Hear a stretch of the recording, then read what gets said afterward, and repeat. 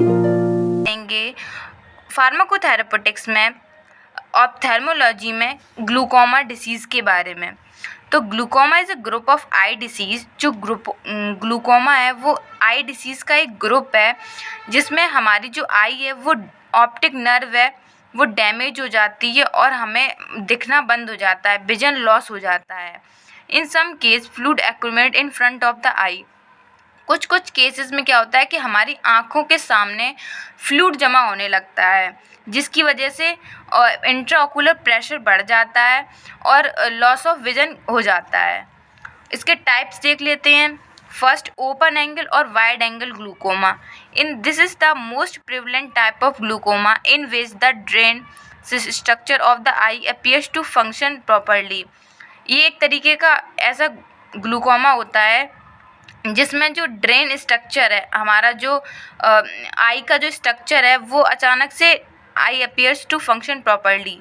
आई तो normal function करती है लेकिन जो इसका स्ट्रक्चर है वो भी नॉर्मल दिखता है लेकिन फिर भी लॉस ऑफ विजन हो जाता है। इसको हम ओपन एंगल कहते हैं, प्रिवलेंट टाइप का होता है।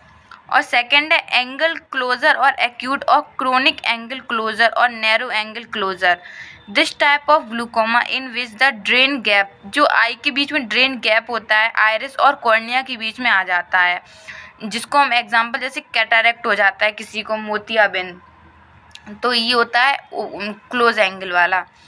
अब इटियोपैथोजेनेसिस कैसे होता है? Glaucoma can develop for unknown reason. ये किसी भी रीज़न की वजह से हो सकता है, उसका रीज़न नहीं पता है।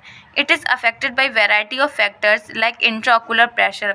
ये बहुत सारे फैक्टर्स को अफेक्ट कर सकता है जैसे कि इंट्राओकुलर प्रेशर, हमारी आँख में जो लिक्विड्स फ्लूइड्स प्रेजेंट रहते हैं उनके जो नॉर्मल प्रेशर होता है वो 8 से 21 mmHg होता है, उससे कम या ज़्यादा नहीं होना चाहिए। तो ये इंट्राओकुलर प्रेशर को भी अफेक्ट करता है। जैसे ये नॉर्मल आई है, healthy, flow aqueous humour through the drainage canal. ये जो ड्रेनेज कैनाल है इससे जो एक्वस ह्यूमर है वो आराम से फ्लो कर रहा है। लेकिन अगर किसी की आई में ग्लूकोमा हो गया तो ये जो इंट्राओकुलर प्रेशर है, जो फ्लूइड्स है वो बहुत ज़्यादा होने लगता है, ड्रेनेज कैनाल ब्लॉक्ड, और ये ड्रेनेज कैनाल जो होती है वो ब्लॉक हो जाती है जिसकी वजह से फ्लूइड है वो जमा होने लगता है हमारी आई के सामने। ठीक है, फिर क्या होता है कि जब फ्लूइड जमा हो जाता है तो ये बहुत ज़्यादा प्रेशर क्रिएट करेगा हमारी आई पे। Increased pressure damage blood vessels and optic nerve, और ये हमारी जो ऑप्टिक नर्व है होती है यहाँ पे जो ब्रेन से कनेक्ट होती है वो भी डैमेज होने लगती है जिसकी वजह से जो आई है वो डैमेज हो जाती है पूरी तरीके से और विजन लॉस हो जाता है, दिखना बंद हो जाता है बिल्कुल। अब हम देखते हैं कि ग्लूकोमा की वजह से क्या क्या सिम्टम्स होते हैं। पेन और प्रेशर इन द आई में बहुत ज़्यादा दर्द होगा, प्रेशर रहेगा, हेडेक होगा, लो विज़न, कम दिखेगा, कभी कभी धुंधला भी दिखेगा और कभी कभी बिल्कुल भी नहीं दिखता, नोजिया होगा, वॉमिटिंग होगी, जो आँख है वो लाल हो जाएगी। Open angle glaucoma do not have symptoms initially, और जो ओपन एंगल ग्लूकोमा होता है जो फर्स्ट टाइप में, उसमें मतलब कोई भी सिम्टम्स आसानी से नज़र नहीं आता है, वो नॉर्मल वाला ग्लूकोमा होता है। अब देखते हैं non pharmacological management. First, intraocular pressure can be reduced by laser therapy और ट्रेविकुलेटोमी। ये जो थेरेपी है इनकी वजह से इंट्राओकुलर प्रेशर कम किया जा सकता है।